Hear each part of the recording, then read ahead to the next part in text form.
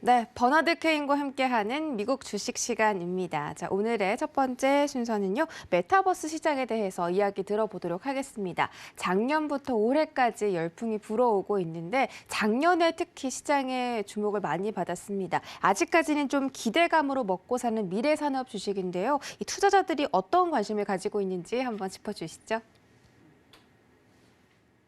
Well, if we think about it, what our vision of the metaverse is and how we get to use it and all that is one thing. But the other thing is when we think about the metaverse or any other thing like that, okay, who's contributing?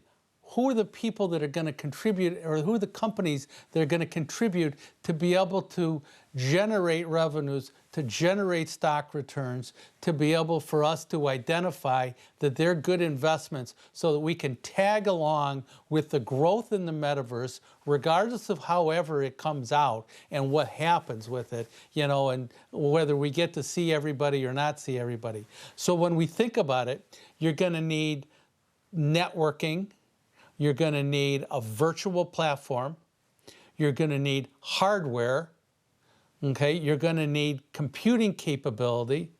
You're going to need tools to be able to do whatever you're going to do on the metaverse. You're going to have content come in, and then you're going to have to, because this is a revenue generating world, you're going to have some payment services window. So we have to find, as good little stock market detectives, okay? We have to find companies that can be able to capture some of those in the most effective way. And a payment services might not make anywhere near as much as a content provider. So there's different people that are going to be able to generate substantial returns relative to other people. But those are the main components that I think we want to think about in terms of going to find stocks that are going to be able to benefit through this metaverse expansion and development. 네, 영화 레디 플레이어 원이 정말 현실로 정말 만들어지는 그런 모습인 것 같습니다. 앞으로 메타버스의 성장성 그리고 발전 가능성은 정말 무궁무진한데 앞으로 어디까지 발전할 수 있는지 그리고 확장은 또 어디까지 될지 전망도 함께 짚어주시죠. So if we think about it, there's like layers to this thing, okay? We start out building infrastructure. Okay, and then what we need from there is we need human interaction. So they're either on their smartphones, they're on some type of headset, whatever it is. So we've got human interaction. And then over time, we have actually a decentralization of this, because what we want is people to be able to access this independently and not just as a group. Okay, then from there, we think about, okay, this is all the 3D, and 3D is just one example of the metaverse. But that's spatial computing. So that's being able to identify and see somebody instead of on a Zoom screen, but you're actually physically seeing them in three-dimensional, so you feel like you're there. All this then create some kind of an economy where the revenue streams and the profitability is going to be generated. And then from there, we're going to be able to develop ad revenue coming in, because what we're going to have is not only do people pay to do this, but then you're going to be able to have ad revenue come in to be able to generate more revenue and ancillary revenue. And finally, we have to think about what the experience is for the person or the groups that are that are using the metaverse and how that generates revenue. So that's like how I think that we can think about the build out of the metaverse. 네, 메타버스에 대한 시선이 엇갈리는 방향으로 나타나기도 합니다. 작년에도 특히나 많이 올랐기 때문에 단기 과열이 되었다라는 평가도 내려지고 있는데요. 메타버스에 대한 미래 성장 가능성이 어디에 있고 그 이유는 뭘까요? So we talked about this once before, and I think that it got such treatment or whatever you got, some enthusiastic treatment in the second half of 2021, where I wonder if people are overestimating the capacity and the capability of, or over-enthusiastic about the metaverse in the short run. But I also think that the same thing holds where they're underappreciating and underestimating and underenthusiastic about the total capabilities of the metaverse in the long run. And the reason is because we might be too optimistic today in terms of trying to develop returns based on the metaverse. But over the long run, we're going to be blown away by how fast and how impactful this could be down the road. If we just look at it today, Bloomberg did some assumptions for metaverse growth through 2024. And we can see that social media ads and stuff like that are going to be able to be involved in that thing. But most of this is all about gaming and some entertainment. And I think that's great.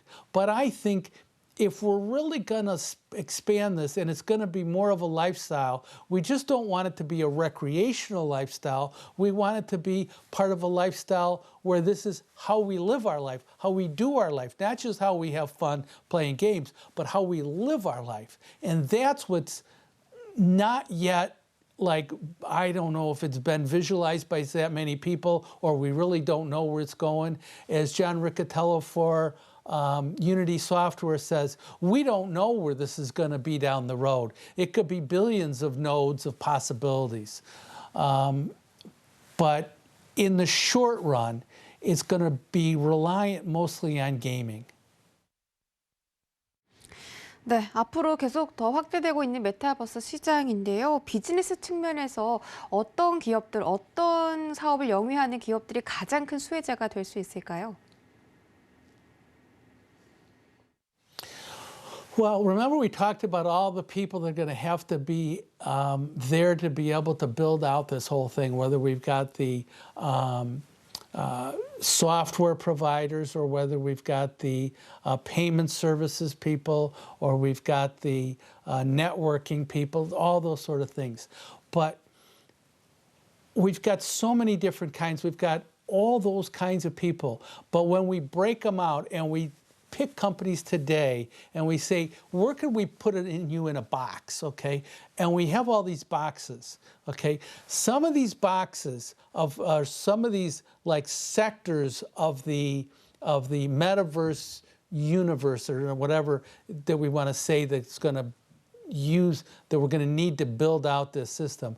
Some of these people are going to be able to generate more income than others. And so if we focus on who the great contributors could be, there could be the software and the programming people. There could be the asset creation people. There could be the products that we get off of these virtual worlds. The financial services, the displays, all that, and I don't really know if it's the visual, the augmented reality and the virtual reality. I mean, once you build out those headsets or whatever they are, okay, they may become a commodity. They may not be as big as the other people, and that's what everybody's going to grab onto and they're going to look at, and they're going to say, oh, if I put on this, I can see this. But those things may be like the computer, right, or the calculator. They eventually gets to be just a piece of equipment and it's cheaper. Where is the great revenue going to come from? And I think it's going to be the products, it's going to be the asset creation, and it's going to be the software and the programming. And those are the boxes where we got to find the companies in there to generate us substantial returns. 네, 다양한 기업들이 있는데 어떤 기업이 가장 수혜를 많이 받을지 계속해서 같이 찾아 나갔으면 좋겠습니다. 자, 미국의 투자자들은 메타버스 시장에 대해서 어떻게 생각하고 있는지 현지 반응이 궁금한데요. 메타버스에 대한 실제 투자도 활발하게 이루어지고 있습니까? I think that there are two kinds of people right now. There are the people that I talked about that are a little bit over enthusiastic And we can even call Facebook that. But Facebook is committing serious amounts of money because it knows that there's a lead time. Google's in the same boat. And in fact, Apple is starting to hire away some Facebook employees to be able to build out their thing. And Facebook has already hired some Apple employees to be able to provide structure in areas that they are not currently experienced in. So there's a race between all these people. It's a long process, though, and I think that those companies have their eye on the prize, and they're thinking 4 years out. A lot of people that are going to make investments are quite possibly going to be, I don't want to say disappointed, but will they have the long-term thought of just hanging on to the stocks and to be able to find the stocks that are actually going to make that move? And then there's a group of people that are a little more sarcastic, that are, well, let's see what happens, let's see what happens. And they're going to wait to be shown what's going on. And those are the people that necessarily aren't ever in at the beginning, and they wind up buying later. But it's tricky to be able to buy at the front end because you want to make money, you don't want to just be in and have it be a capital drain. 네, 아직까지는 성장 중이기 때문에 해외 투자자들 사이에서도 의견이 갈리는 것 같습니다. 국내 투자자들은 메타버스에 대한 관심이 굉장히 높은데 작년에 국내 시장에서도 메타버스 바람이 한 차례 지나갔습니다. 어떤 투자 전략 세워보면 좋을까요? Well, we're on the same page, okay? I have that limited knowledge because I can't visualize it yet. I think we all have that. And I think the actual Korean investor has got the same thing. The only thing I can say is that we just got to stay plugged in. Got to stay plugged in, got to think about who's doing what. And what's going to happen is it's going to come so fast when it comes. And that may not be the long-term ones, but there's going to be shoots that sprout up at the beginning. And it's just going to be a battle to try and find it. If it was that easy, we'd be gazillionaires. 네, 오늘은 메타버스 시장에 대한 미국 현지의 반응들 그리고 투자자들의 어떤 투자 전략들 좀 살펴봤습니다. 미국 현지에서 나스닥 지수를 능가할 수 있는 종목들 이 시간에 계속 발굴해드리고 있으니까요. 함께해 주시기 바라겠습니다. 문자샵 0082번으로 버니의 미국 주식이라고 보내주시면 미국 이야기들 장중에도 만나보실 수가 있습니다.